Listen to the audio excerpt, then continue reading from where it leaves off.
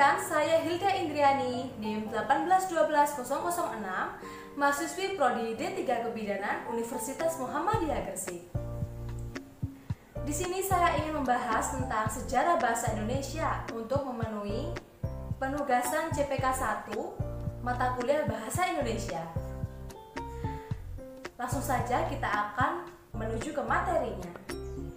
Jadi di sini kita akan membahas tentang dasar terbangunnya bahasa Indonesia, meliputi yang pertama karakteristik kebahasaan dan yang kedua proses seleksi bahasa perantara. Sebelum kita membahas lebih lanjut tentang sejarah bahasa Indonesia, maka kita perlu mengemukakan karakteristik bahasa yang ada di wilayah Nusantara. Ada yang tahu Nusantara itu apa? Ya, Nusantara adalah sebutan dari Negara Kesatuan Republik Indonesia karena memiliki bentang wilayah dengan gugusan pulau-pulau yang dibatasi oleh lautan. Jadi, karena Nusantara adalah negara yang berbentuk kepulauan, maka banyak produk budaya di antaranya antara lain bahasa dan dialek. Dari keragaman bahasa dan dialek, maka terbentuklah karakteristik kebahasaan dari masing-masing wilayah. Wilayah Nusantara yang berbentuk kepulauan dengan dibatasi oleh lautan dikenal juga dengan sebutan negara maritim, dengan model perdagangan yang memanfaatkan armada laut sebagai penghubung antar pulau. Kegiatan yang mempertemukan para pedagang dari berbagai wilayah dengan berbagai bahasa tersebut tidak dapat berjalan lancar. Kenapa? Karena tidak ada persamaan persepsi yang jelas dari bahasa yang mereka gunakan. Sehingga diperlukan bahasa yang bisa dipahami untuk berkomunikasi dalam menyampaikan gagasan dan pemikiran. Karena hal tersebut, maka terjadilah proses seleksi bahasa perantara. Dan dalam proses seleksi bahasa perantara ini ada 2 poin yang akan kita bahas, yaitu yang pertama, bahasa perantara yang ideal, dan yang kedua, penetapan bahasa Melayu sebagai bahasa perantara. Jadi, secara alamiah terjadi proses seleksi untuk menetapkan bahasa penghubung atau bahasa perantara. Ini semua supaya kegiatan dan komunikasi dapat berjalan dengan lancar. Berikut merupakan ciri-ciri bahasa yang memiliki peluang untuk bisa menjadi bahasa perantara. Pertama, bahasa daerah yang adaptif dan mudah dipelajari. 2. Tidak mempunyai stratifikasi sosial bagi penuturnya. Dan yang ketiga, tidak berdasar pada waktu atau saat penggunaan bahasanya. Selanjutnya, penetapan bahasa Melayu sebagai bahasa perantara. Asal-usul bahasa Melayu berasal dari rumpun bahasa Austronesia.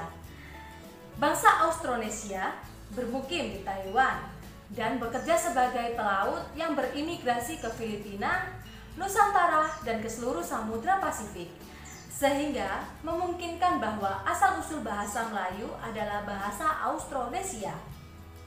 Menurut salah satu pakar dari Belanda dan Austria, teori mereka menyatakan bahwa yang pertama, bangsa Melayu berasal dari kelompok Austronesia, yaitu kelompok manusia yang berasal dari daerah Yunan di Cina, yang kemudian berhijrah menduduki wilayah Asia Tenggara. Yang kedua, gelombang pertama, yaitu 2500 tahun sebelum Masehi yang dikenal dengan Melayu Proto. 3. Gelombang kedua, yaitu 1500 tahun sebelum Masehi, dikenal dengan Melayu Deutero. Golongan Melayu Deutero ini yang dikatakan sebagai nenek moyang masyarakat Melayu yang ada masa kini. Dan yang keempat, bahasa Melayu berasal dari rumpun bahasa Austronesia, manakala bahasa-bahasa Austronesia berasal dari bahasa Austris. Sehingga dari uraian di atas bisa kita simpulkan bahwa bahasa Melayu berasal dari rumpun bahasa Austronesia. Sehingga dari uraian di atas bisa disimpulkan bahwa bahasa Melayu berasal dari rumpun bahasa Austronesia.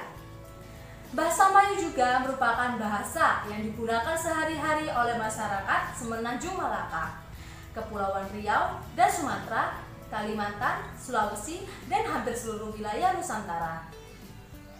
Malaka merupakan bandar yang dibentuk oleh Kerajaan Mojopahit.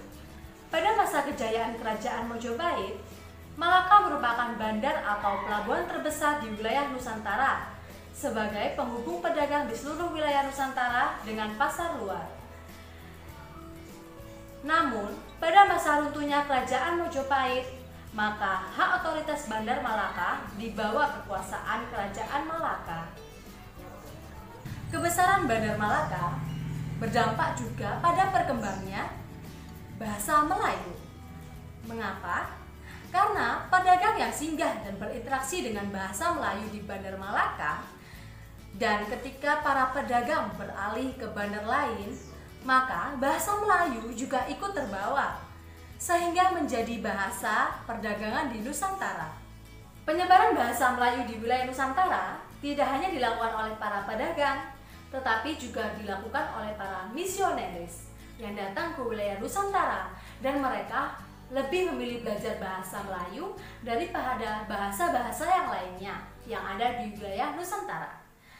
Keberadaan misionaris dan para pedagang inilah yang memberikan pengaruh yang cukup besar terhadap meluasnya penggunaan bahasa Melayu di wilayah Nusantara. Baiklah, sekian presentasi penjelasan dari saya.